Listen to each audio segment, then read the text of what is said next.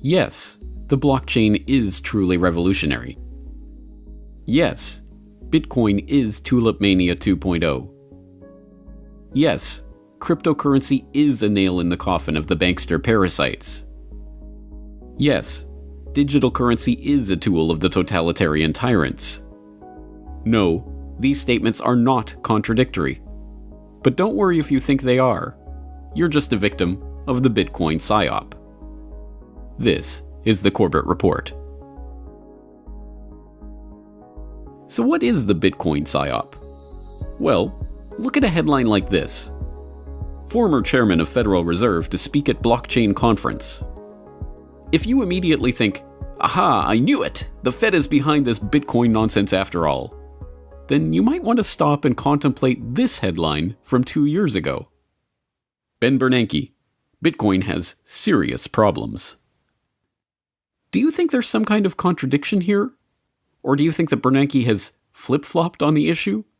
Or do you suspect that Bernanke was always secretly behind Bitcoin but couldn't admit it until now? If so, then you have fallen for an embarrassingly simple trick. That trick is to use the words Bitcoin and blockchain and cryptocurrency and digital currency interchangeably, as if they are all the same thing. They are not.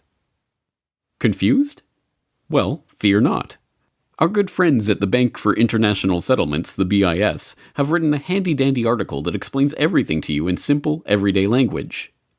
They've even illustrated that article with easy-to-understand infographics. Just kidding. Their unwieldy article on central bank cryptocurrencies is a predictably hot mess of monetary jargon and Venn diagrams that somehow make things look even more complicated than they sound.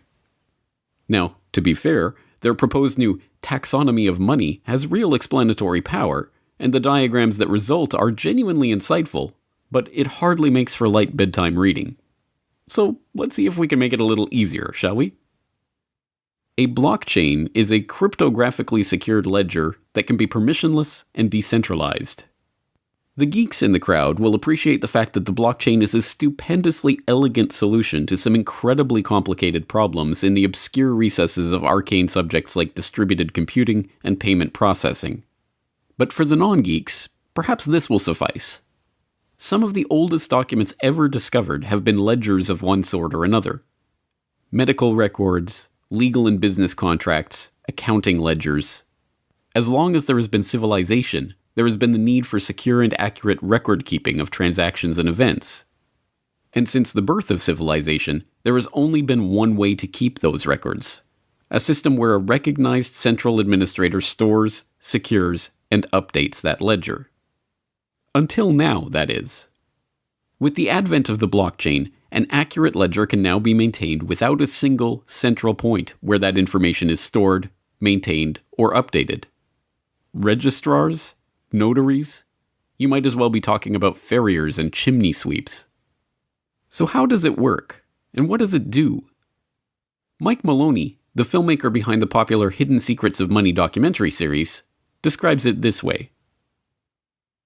The system that Bitcoin runs on is called blockchain. Think of it as a modern version of an old-fashioned bookkeeping ledger, but instead of a handwritten list of entries and calculations, a blockchain is a digital list of entries and calculations. A block is simply a bundle of transactions. Think of a block as a whole page of transactions in the old-fashioned ledger. A blockchain is just a chain of blocks. It's the same as a whole series of pages in the old-fashioned ledger. Easy, huh? Here's how it works. The Bitcoin blockchain actually exists in every one of the millions of computers on the network as exact copies of each other. However, for this example, so that we can zoom in and you can really see just how a blockchain works, I'm going to show it as one giant blockchain in the middle of a small network of computers. Let's follow a pizza transaction with Bitcoin. When the transaction occurs, it first appears on the network in a pool of unconfirmed transactions, along with thousands of others from all around the world. Millions of different computers from the network then gather some of these transactions and place them in their own blocks. The computers are all creating blocks constantly in the hope that theirs will be the next one added to the official chain. A new block is added to the chain every 10 minutes or so, when one of the computers wins the right to have its block recognized as the next in the chain and is rewarded with a prize of newly created bitcoins. The way a computer wins the prize is by trying to guess the answer to an extremely difficult math problem. In fact, the problem is so difficult that even with millions of computers making guesses billions or even trillions of times per second, it still takes roughly 10 minutes to find the answer. Once one of the computers guesses the correct answer and wins, all of the millions of computers on the network that did not win are instructed to throw away all the work they have done, update their ledgers with the block from the winning computer, and start again with a new math problem. In doing so, the computers use an immense amount of power and cost a literal fortune to run. So why do they do it? Because it can be very profitable. This is where the term mining for bitcoins comes from. Instead of striking gold by mining for precious metals in the wilderness, these computers are hoping to strike Bitcoin by mining precious numbers on the blockchain. But talking about the blockchain is like talking about the printing press. Yes, it's revolutionary. Yes, it will change the course of history. But what specifically does it print? Well, whatever you want it to, of course. A papal bull or the 95 Theses, the 9/11 Commission Report or the Road to 9/11, a GMO cookbook or the Anarchist cookbook, colorful pieces of toilet paper or Federal Reserve notes, but I repeat myself. So what does the blockchain record? Well, whatever you want it to, of course. It can be used as a tool for creating smart contracts, or registering land ownership, or creating decentralized cryptocurrencies. This is where Bitcoin comes in. So what is Bitcoin? Bitcoin is a peer-to-peer cryptocurrency whose transactions are recorded in a public blockchain ledger. There are 3 things to note about this description of Bitcoin. First, Bitcoin is just one application of the blockchain ledger technology. They are not the same thing. Bitcoin is not blockchain. Blockchain is not Bitcoin. Bitcoin uses the blockchain innovation to run an electronic payment system. It's important to stress this point. Confusing these terms is a purposeful tactic that a lot of 21st century snake oil salesmen are using to sucker a public that sees the Bitcoin bubble and believes this is the next great investment opportunity. This baffle them with BS technique has been ridiculously effective in some cases. In one infamous example, the Long Island Iced Tea Corporation recently rebranded as the Long Blockchain Corporation. They still make iced tea, they just added blockchain to their name, and the market responded. The company's stocks tripled overnight. This is the exact phenomenon we saw emerge during the dot-com bubble, when any company that added .com to their name saw their stock price rise. And it is a sure sign that people are being baffled by techno-speak that they don't understand in the slightest. Andreas Antonopoulos provides some straightforward advice for separating blockchain from BS. So let's get started. What exactly is going on here? Is this the greatest technological innovation and explosion of innovation since the mobile internet, or maybe even the internet itself? Or is this the greatest load of hype ever arranged around a technology in the history of technology? Both. And in fact, that's a characteristic of advanced technologies. I often say that where Bitcoin and the other open blockchains are today is approximately where the internet is in 1992. In terms of technology, in terms of infrastructure deployment, in terms of adoption patterns, this technology is approximately where the internet was in 1992. But the hype around blockchain is exactly where the hype around the internet was in 1998. You know what comes next. There will be a shakeout. When the waters recede, you can tell who on the beach wasn't wearing a swimsuit. They stand there naked. It's an empty promise. This will happen in the blockchain space. There is a lot of bullshit being peddled to VCs, to investors, to initial coin offering buyers, to uneducated investors. There's a lot of Ponzi schemes. There's a lot of pyramid schemes. There's a lot of empty promises. There's also a lot of business as usual disguised as innovation, disguised as disruptive technology. Now, out of that came this fantastic saying, blockchain is the technology behind Bitcoin, which is incorrect.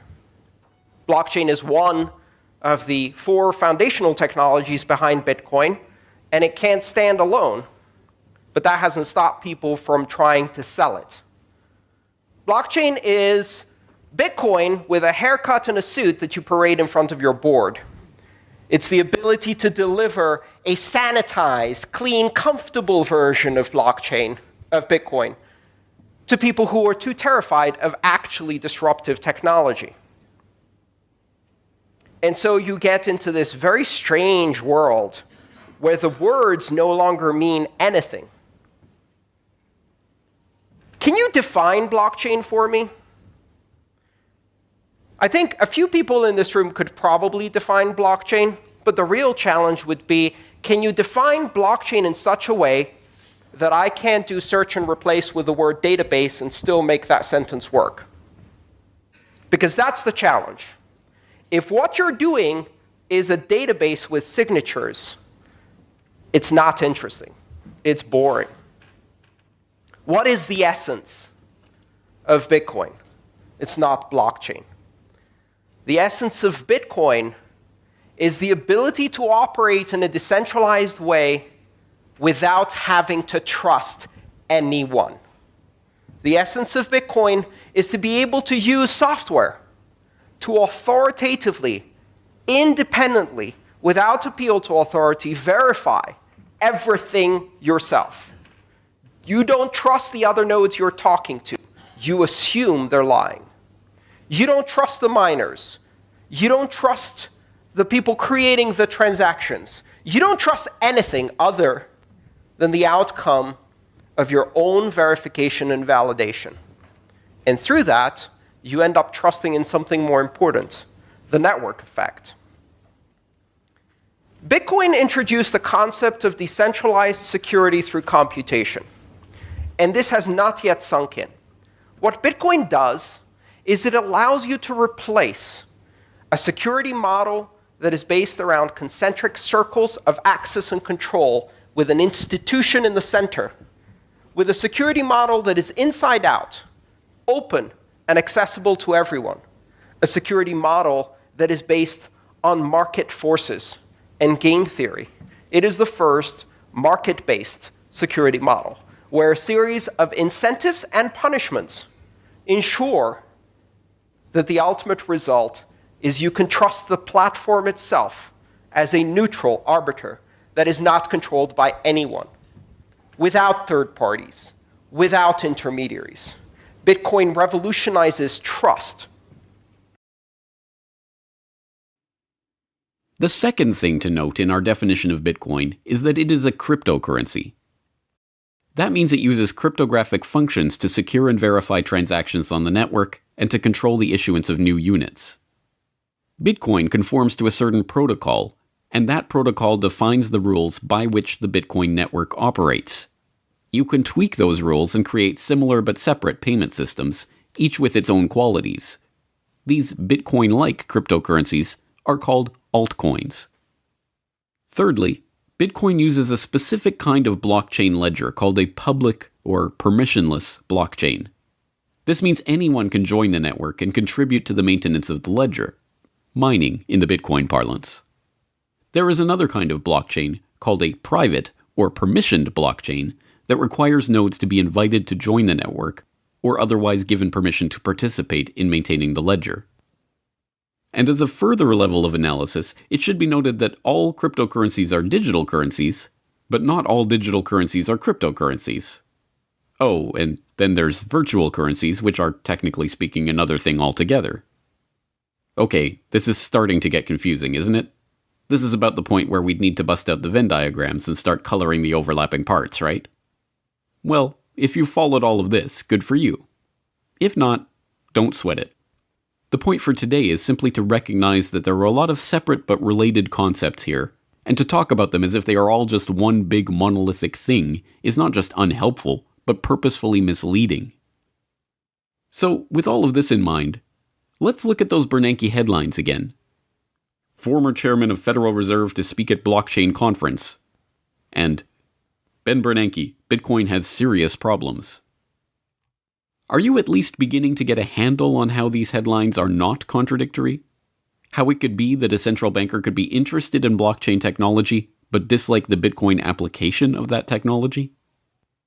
If not, think of it this way.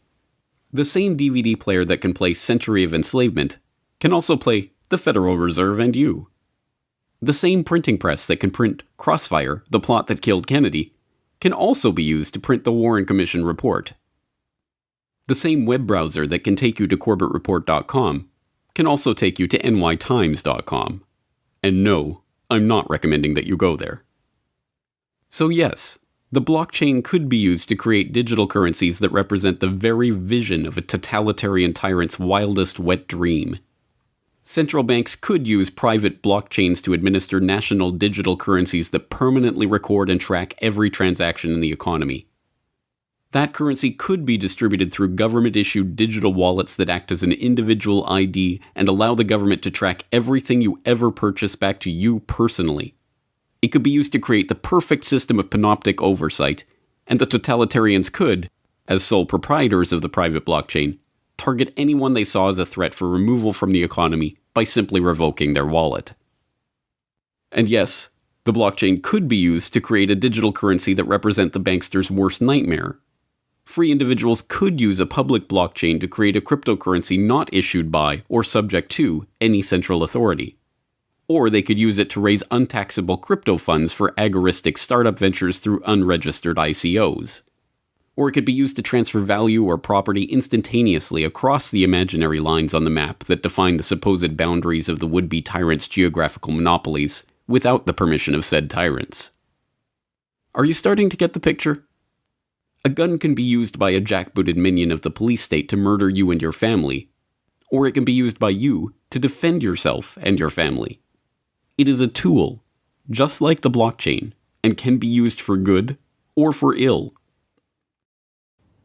So, what I'd like to equip you with is a set of criteria to understand when you are being presented with something, perhaps to invest, or to be employed, or to engage in some way.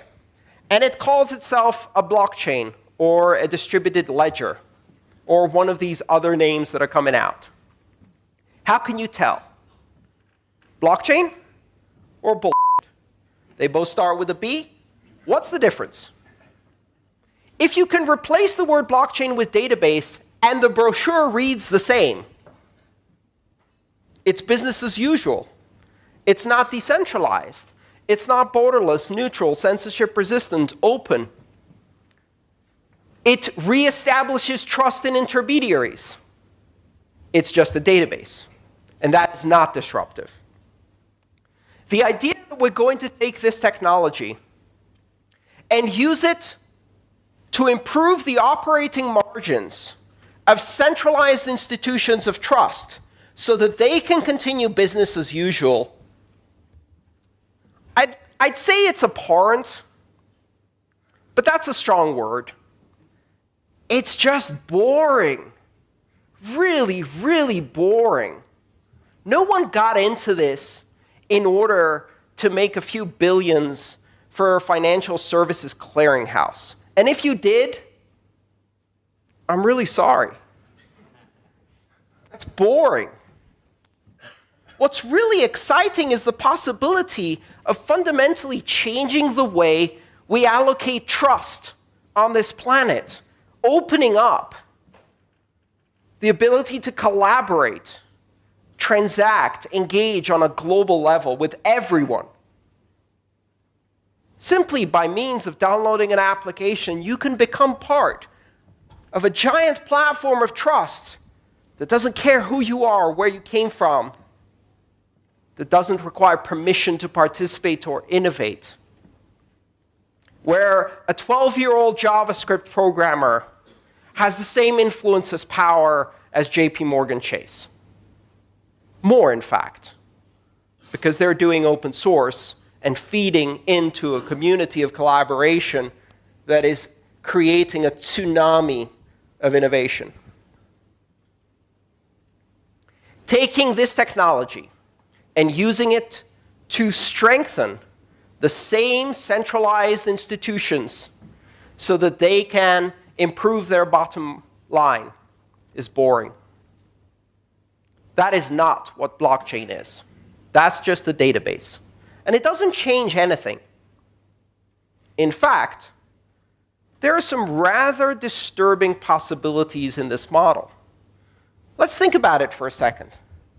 The most commonly expressed application for these new distributed ledger technologies is to replace the function of a centralized clearinghouse with a consortium of n participants, where n is 2, 3, 4, 5, 10, known, permissioned, controlled participants who will assemble transactions and sign them rather than compete through market forces in a security model like Bitcoin.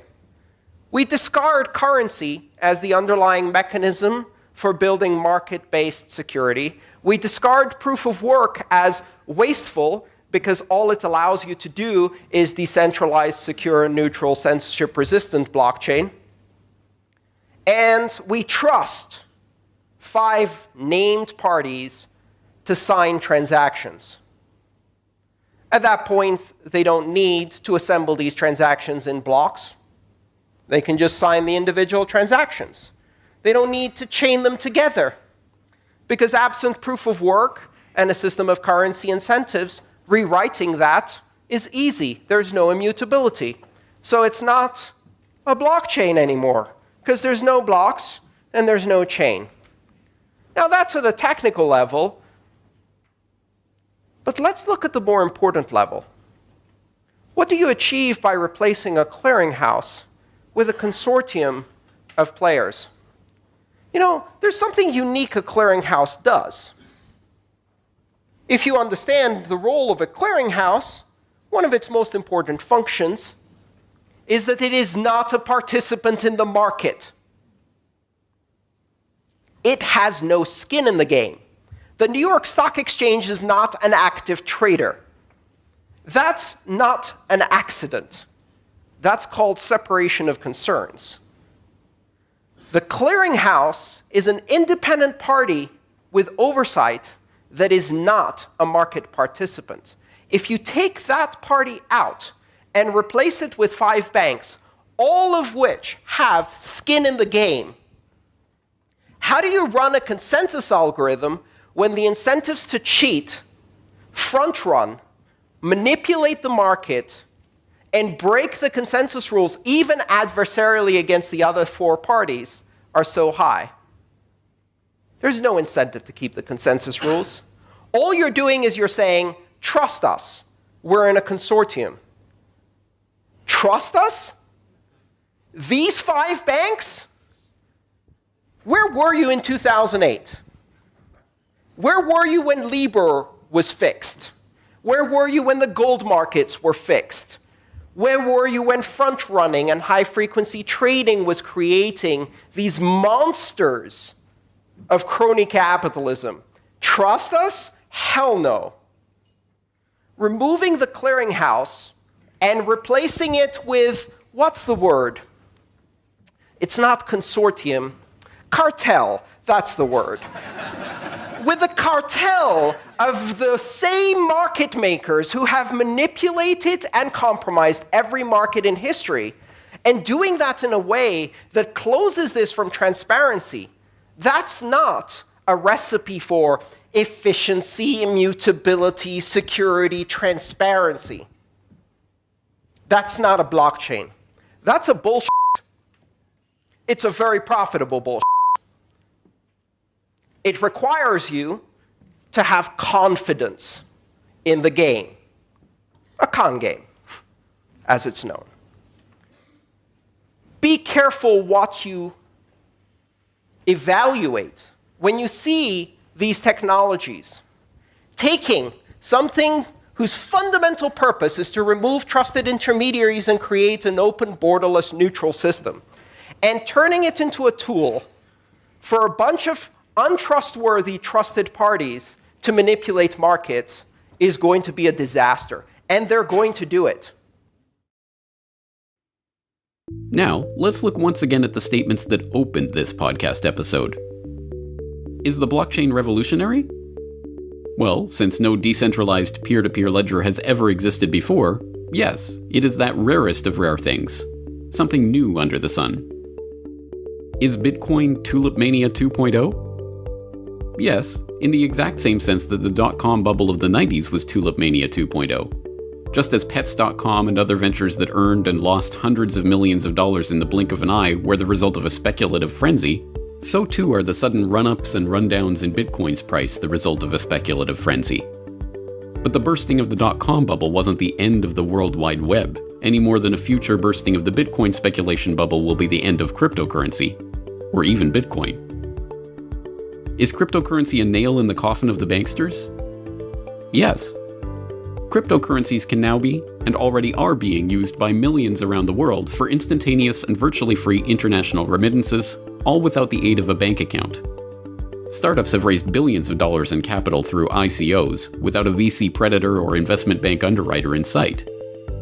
More broadly, a whole host of banksters and their associated cronies in the third-party middleman parasitic class are already openly contemplating the fact that they have already been made obsolete by the blockchain technology which underlies the cryptocurrency boom. So is the blockchain the one and only silver bullet that will end banking all by itself? Don't be ridiculous. But it is one more arrow for the quiver. Is digital currency a tool of the totalitarian tyrants? Well, we've already seen how the BIS is musing about central bank-issued cryptocurrencies, and we've contemplated how that nightmare scenario of control and surveillance might unfold. It hardly takes a Nostradamus to envision how the forces of centralization are going to push as hard as they can to put the cryptocurrency genie safely back in the bottle of central bank-issued fiat. Are any of these statements contradictory? Nope, but the Bitcoin Psyop might have made you think they were. And now, you know better. So, here's a test of your newfound, nuanced understanding of the intricacies of digital currencies. Can you explain how this headline, China's central bank has begun cautiously testing a digital currency, and this headline, China is shutting down all of Beijing's Bitcoin and cryptocurrency exchanges, are perfectly compatible? If so, then give yourself a pat on the back. You've just seen through the Bitcoin Psyop. A version of this podcast first appeared in the Corbett Report subscriber newsletter in September 2017. To keep up to date with the newsletter and to support the Corbett Report, please subscribe today.